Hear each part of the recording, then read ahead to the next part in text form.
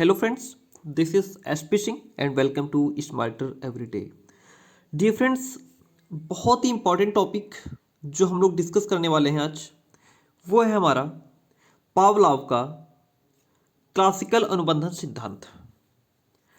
BEd first year में mostly universities का common topic है। अगर बात करूँ लखनऊ यूनिवर्सिटी की, तो लखनऊ यूनिवर्सिटी में आपका जो पेपर सेकंड है उसमें आपका जो यूनिट सेकंड है उसमें चैप्टर 7 में आपको पावलोव का क्लासिकल अनुबंधन सिद्धांत मिलने वाला है।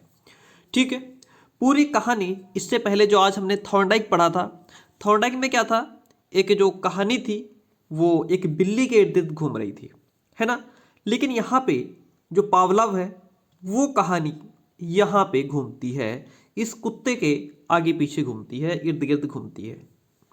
तो आज की क्लास आपके लिए बेस्ट क्लास होने वाली है। अगर आपने पावलोव का ये क्लास देख लिया तो आपको दोबारा कभी पावलोव का जो ये सिद्धांत है वो पढ़ने की आवश्यकता नहीं पड़ेगी। ठीक है, तो देखिए थॉर्नडाइक हो गए, पावलोव हो गए, और ये दो चार लोग ऐसे हैं जो आपके बहुत ही इंपॉर्टेंट हैं। ठीक है, स्किनर हो गए। तो लखनऊ यूनिवर्सिटी के लिए मैंने इंपॉर्टेंट टॉपिक्स बताए हुए हैं, तो आप सिर्फ उतना पढ़ लेंगे तो बहुत होगा। चलिए शुरू करते हैं आज की बेहतरीन क्लास, आगे बढ़ते हैं। तो आज हम क्या करेंगे, देखिए पहली बात आपको बता दें, अगर आप जो मैं पढ़ा रहा हूँ इसकी पीडीएफ चाहते हैं तो पीडीएफ के लिए हमारा टेलीग्राम चैनल है स्मार्टर एवरीडे, जिसका लिंक डिस्क्रिप्शन बॉक्स में दिया हुआ है। अगर आप लिंक पे क्लिक करेंगे सीधा चैनल पर पहुंच जाएंगे। चाहते हैं मेरे साथ इंस्टाग्राम पर जुड़ना, तो ये आईडी है हमारी, लिंक इसका डिस्क्रिप्शन बॉक्स में है। मेरा एक और यूट्यूब चैनल है SP सर ब्लॉग्स के नाम से, जहां मैं अपने ब्लॉग्स शेयर करता हूं। अगर आप चाहें तो हमारे साथ यहां भी जुड़ सकते हैं। इन तीनों का लिंक हमारा डिस्क्रिप्शन में दिया हुआ है। ठीक है, तीनों का लिंक कहाँ है, डिस्क्रिप्शन बॉक्स में। आगे बढ़ते हैं। सबसे पहले तो हम इसका जो सिद्धांत है उसकी अवधारणा पढ़ेंगे, थोड़ी भूमिका बनाएंगे। उसके बाद इस जो ये पिक्चर आप देख पा रहे हैं इसके माध्यम से सब कुछ जानेंगे, समझेंगे कहानी क्या है, और फिर जो उसका प्रयोग है पूरा डिटेल में जानेंगे। ठीक है, यहाँ पे देखिए। और उसके बाद फिर आपका एक क्वेश्चन बनता है कि जो अनुकूलित अनुक्रिया सिद्धांत का शिक्षा में क्या प्रयोग है। देखिए शिक्षा में प्रयोग बहुत इंपॉर्टेंट है क्वेश्चन, जहां तक 100% आपका पूछा ही जाएगा ये। ठीक है, शिक्षा में प्रयोग पढ़ने के बाद हम लोग क्या करेंगे, मूल्यांकन देखेंगे। मूल्यांकन में इस सिद्धांत के क्या गुण हैं और क्या इस सिद्धांत की कमियां हैं, क्या इस सिद्धांत के दोष हैं, ये भी जानेंगे। तो इस प्रकार से आज की क्लास आपके लिए बेस्ट ऑफ द क्लास होने वाली है, जितने भी आपके साइकोलॉजिस्ट हैं उनसे रिलेटेड। ठीक है, चलिए पढ़ते हैं कहानी को। पहले भूमिका पढ़ते हैं, उसके बाद आगे कहानी पे पहुंचेंगे। तो जो पावलोव है, ये देखिए पावलोव भी लिखा हुआ मिलेगा, पावलोव भी लिखा हुआ मिलेगा, तो उससे आप ना घबराएं। चलिए शुरू करते हैं। पावलोव का अनुकूलित प्रत्यावर्तन सिद्धांत। अनुकूलित प्रत्यावर्तन सिद्धांत का देखिए इसके नाम भी कई हैं। ठीक है, अलग अलग नामों से इसको जाना जाता है, तो वो भी अभी जानेंगे। अनुकूलित प्रत्यावर्तन सिद्धांत का प्रतिपादन आईपी पावलोव ने, आईपी जो पावलोव हैं इन्होंने किया था। यह रूस के निवासी और प्रसिद्ध शरीर वैज्ञानिक थे। पावलोव कहाँ के रहने वाले थे, रूस के रहने वाले थे। ठीक, शरीर वैज्ञानिक थे। उसे 1904 में पाचन क्रिया पर किए गए कार्यों के लिए नोबेल पुरस्कार प्रदान किया गया था। इनको नोबेल पुरस्कार भी मिला था। ठीक है, 1904 में जो पाचन प्रक्रिया होती है, जो डाइजेस्टिव सिस्टम होता है, इस पर किए गए काम के लिए नोबेल पुरस्कार भी मिला था। वास्तव में वह कुत्तों के पाचन में लार के स्राव की भूमिका का अध्ययन कर रहे थे या कर रहा था। तभी उसने यह देखा कि कुत्ते के लार स्राव में उस समय वृद्धि हो जाती है जब भोजन आता है। जब वो कुत्ते की जो लार जो स्राव होती है, टपकती है, जब वो उस पर अध्ययन कर रहे थे तो उन्होंने देखा कि जब कुत्ते के सामने भोजन आता है तो उसकी लार की जो मात्रा होती है वो बढ़ जाती है, और भोजन आने वाले पदचाप सुनाई, जब उसको भोजन लाने वाले का आहट सुनाई देती है तो उसकी जो लार होती है उसमें वृद्धि हो जाती है। इस घटना के अवलोकन के पश्चात उसने अधिगम संबंधी सिद्धांत प्रतिपादन किया। इस प्रकार वह 50 वर्ष की आयु में मनोवैज्ञानिक बन गया। अपने इस सिद्धांत का प्रसार करने के लिए उसने 2 पुस्तकें, देखिए ये जो पॉइंट्स है ना, इनको ध्यान रखिएगा, आपके टेट सीरीज में बहुत अहम पॉइंट होते हैं ये।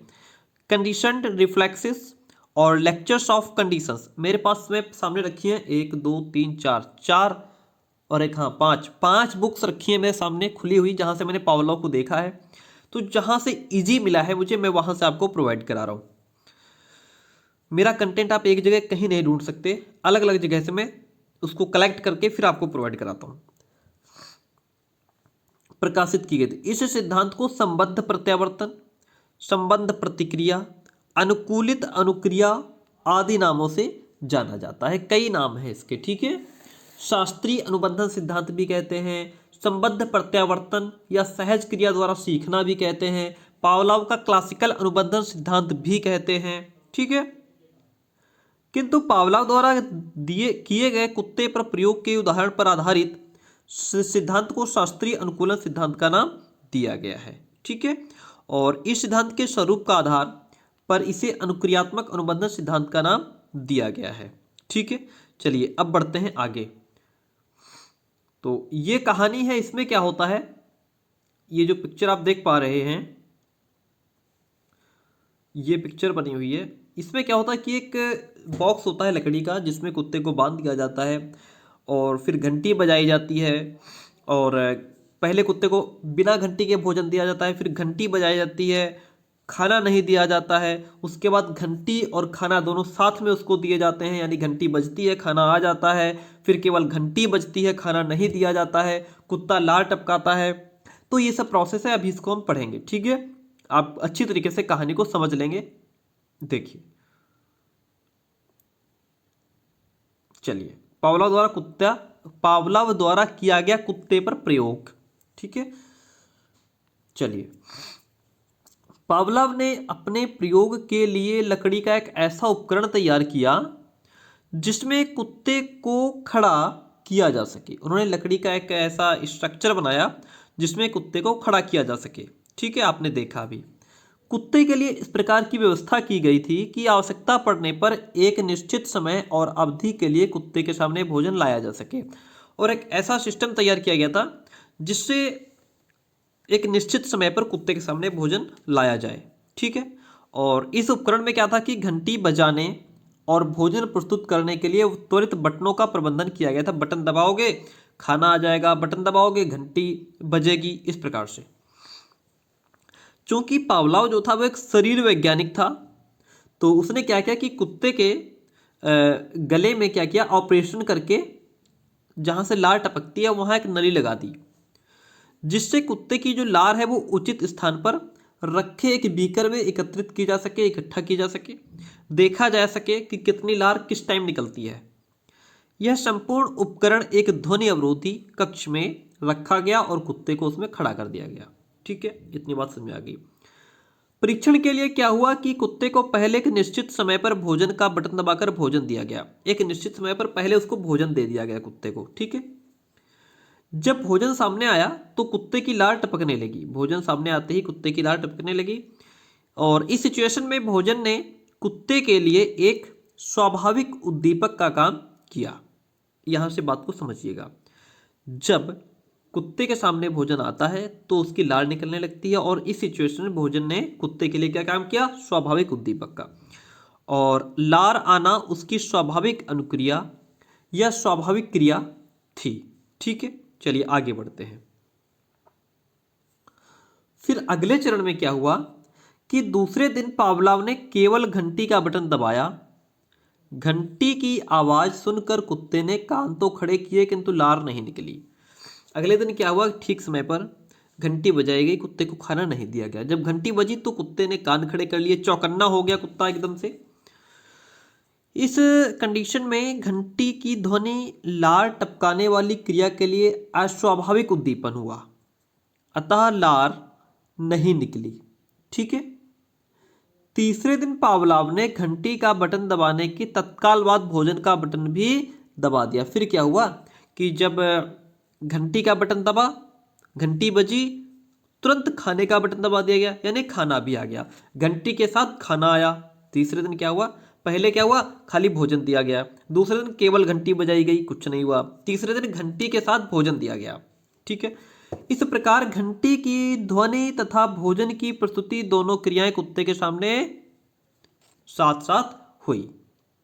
इसका रिजल्ट ये हुआ कि कुत्ते ने कान भी खड़े किए और लार भी टपकाई। भाई कल केवल घंटी बजी थी, कुत्ता चौकन्ना हुआ था, कान खड़े किए थे, और आज घंटी बजी, कान खड़े हुए, चौकन्ना हुआ, खाना भी आ गया, दोनों काम हो गए। ठीक है, लार भी उसके मुंह में आई खाने को देख करके।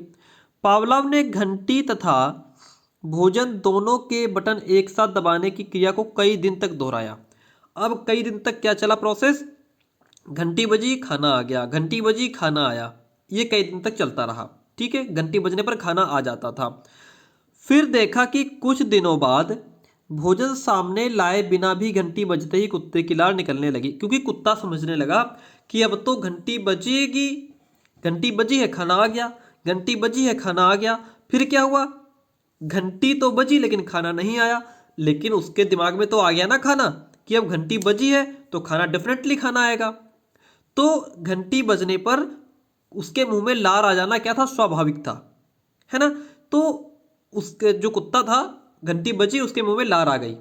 क्या हुआ, खाना नहीं आया लेकिन लार आ गई, खाना नहीं आया, लार आ गई उसके मुंह में, क्योंकि घंटी बजी, उसको पता था घंटी बजेगी खाना आएगा, तो घंटी बजने पर उसके मुंह में लार निकलने लगती थी। पावलोव के अनुसार इस अंतिम स्थिति में कुत्ता घंटी की आवाज से भोजन प्राप्त करने के लिए अनुबंधित हो गया था, और इस प्रकार कुत्ता यह सीख गया कि जैसे ही घंटी की आवाज होगी भोजन उसके सामने आ जाएगा। सीखने की इस प्रक्रिया में भोजन उद्दीपक के रूप में, लार टपकाना स्वाभाविक क्रिया जिसको रिफ्लेक्शन कहते हैं, तथा घंटी से भोजन आने के लिए आश्वत होना यानी कि अनुबंध के रूप में करता है। ठीक है, तो आई होप कि यहां तक आपको समझ आया होगा। ये प्रोसेस है, यहां खाना रखा जाता है, इसके गले में क्या होता है कि ये देखिए बीकर ऊपर रखा हुआ है जहां पे लार इसकी इकट्ठा होती है।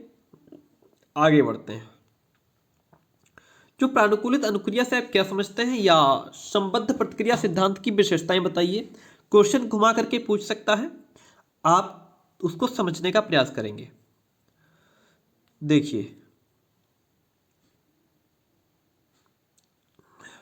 चलिए, तो अनुकूलित अनुक्रिया सिद्धांत की शिक्षा में क्या प्रयोग है। अनुकूलित अनुक्रिया सिद्धांत व्यवहार पर आधारित है। किस पर आधारित है, व्यवहार पर। इस आधार के संबंध में वाटसन ने लिखा है कि मुझे कोई भी बच्चा दे दो, मैं उसे जैसा चाहूं वैसा बना सकता हूं। शिक्षालयों में अनुकूलित अनुक्रिया सिद्धांत का प्रयोग इस प्रकार किया जा सकता है। वाटसन ने क्या कहा है कि मुझे कोई भी बच्चा आप दे दो, जैसा चाहोगे मैं वैसा उसको बना करके दे दूंगा। इस सिद्धांत के द्वारा छात्रों में विभिन्न आदतों का विकास किया जा सकता है। ये जो सिद्धांत है इसके द्वारा बच्चों में क्या हुआ हो सकता है कि कई हम उसमें आदतें उनमें विकसित कर सकते हैं।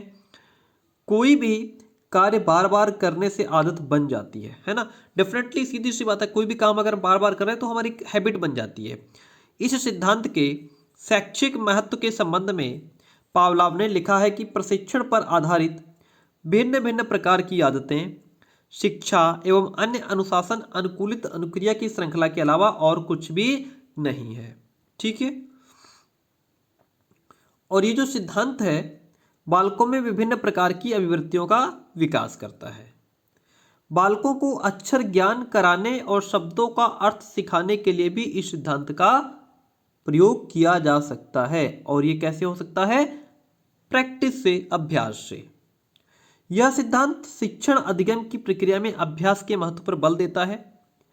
इस सिद्धांत के माध्यम से बालकों में विकसित बुरी आदतों को दूर भी किया जा सकता है। अगर इस सिद्धांत के माध्यम से हम आदतें विकसित कर सकते हैं तो बुरी आदतों को दूर भी कर सकते हैं। ठीक है, बालकों में उत्पन्न संवेगात्मक अस्थिरता को प्रभावी उपचार करने में भी यह सिद्धांत सहायता करता है और छात्रों में निहित आवश्यकताओं की पूर्ति पर बल देता है। इस सिद्धांत के द्वारा शिक्षक बाह्य बाधाओं पर भी नियंत्रण पा सकते हैं। अध्यापक इस सिद्धांत के द्वारा बालकों की व्यक्तिगत विभिन्नताओं को ध्यान में रख करके शिक्षण कार्य कर सकता है और अध्यापक के सिद्धांत का प्रयोग बालकों में व्याप्त जो भय है उसको दूर भी कर सकता है। तो यह था शिक्षा में इसका प्रयोग, जो कि आप बहुत अच्छे से पढ़ेंगे क्योंकि बहुत पूछा जाता है। अब हम करेंगे अनुकूलित अनुक्रिया सिद्धांत का मूल्यांकन। ठीक है, मूल्यांकन में क्या करेंगे, पहले हम गुण जानेंगे और उसके बाद फिर दोष जानेंगे। गुण, इस सिद्धांत के द्वारा बालक में अनुशासन की भावना का विकास किया जा सकता है। अनुकूलित अनुक्रिया सिद्धांत जो है, इस सिद्धांत के माध्यम से बालकों में अनुशासन की भावना का विकास हो सकता है। इस सिद्धांत के आधार पर बालकों में विभिन्न प्रकार की अभिवृत्तियों का विकास किया जा सकता है। इस सिद्धांत के बेस पे बालकों में उत्तम आदतों का विकास किया जा सकता है। यह सिद्धांत बालकों में उत्पन्न मानसिक और संवेगात्मक अस्थिरताओं का उपचार करने में भी सहायक होता है। ठीक है, यहां से जानेंगे दोष क्या है, इसकी कमियां क्या है। इस सिद्धांत के आधार पर अधिगम के शारीरिक आधारों को स्पष्ट करने में सफलता प्राप्त नहीं हो सकी। इस सिद्धांत का प्रयोग प्रौढ़ों पर नहीं किया जा सकता। भाई जो प्रौढ़ हो गए, जिनकी उम्र हो गई, उनको कहाँ उनसे प्रैक्टिस करवाएंगे, कहाँ उनकी आदत बनेगी, तो उन पर लागू नहीं होता है। यहाँ पे स्थायित्व तो नहीं है। अनुभवों के बेस पर ऐसा देखने में आता है कि उद्दीपकों को हटा देने से बालकों की अनुक्रिया भी प्रभावहीन हो जाती है। और यह सिद्धांत मनुष्य को एक यंत्र के रूप में मानकर चलता है कि मनुष्य एक यंत्र है, जबकि मनुष्य अपनी चिंतन शक्ति पर भी अपनी क्रियाओं को संपन्न करता है। ठीक है, तो डियर फ्रेंड्स, आई होप कि आज की क्लास आपको पसंद आई होगी। अगर पसंद आती है तो प्लीज़ वीडियो को लाइक कर दीजिए। चैनल पर नए हैं तो चैनल को सब्सक्राइब कर लीजिए, बेल आइकन प्रेस कर लीजिए ताकि आने वाले हर क्लास की नोटिफिकेशन आप तक पहुंच सके। हमने थॉर्नडाइक लखनऊ यूनिवर्सिटी को टारगेट करते हुए हम क्लास चला रहे हैं। बाकी आप जिस भी यूनिवर्सिटी से हो अपना देखते रहिए। हमने आज सुबह थॉर्नडाइक पढ़ा था और उसके बाद पावलॉव पढ़ लिया। PDF इसकी यहाँ पे मिल जाएगी, लिंक डिस्क्रिप्शन बॉक्स में है। आप हमें यहाँ भी फॉलो कर सकते हैं। ठीक है, लेकिन यहाँ तो जरूर कर लीजिए क्योंकि ये हमारा दूसरा चैनल है जहाँ आपको हमारे ब्लॉग्स देखने को मिलते हैं। ठीक है डियर फ्रेंड्स, चलो किसी भी डाउट के लिए कमेंट करके बता दीजिएगा और मिलते हैं बहुत जल्दी नेक्स्ट क्लास में।